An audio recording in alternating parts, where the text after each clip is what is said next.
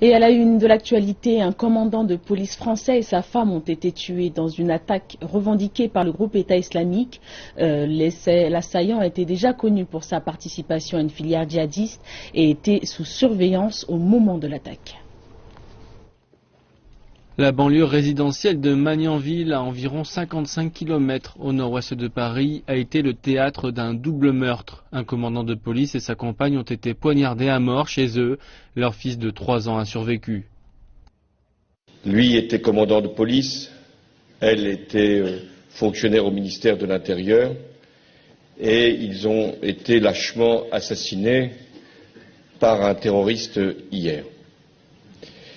C'est un acte incontestablement terroriste, à la fois parce que son auteur, qui a été neutralisé grâce à l'assaut des forces de sécurité, et son auteur avait lui-même voulu que son acte puisse être reconnu comme terroriste.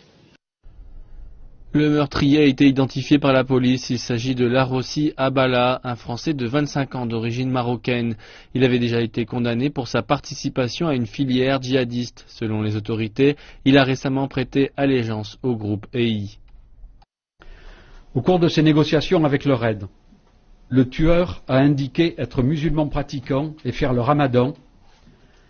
Il a précisé avoir prêté allégeance 3 semaines plus tôt au commandant des croyants de l'État islamique, Amir al-Baghdadi, et il a ajouté avoir répondu à un communiqué de cet émir qui demandait, je cite, de tuer des mécréants chez eux avec leur famille.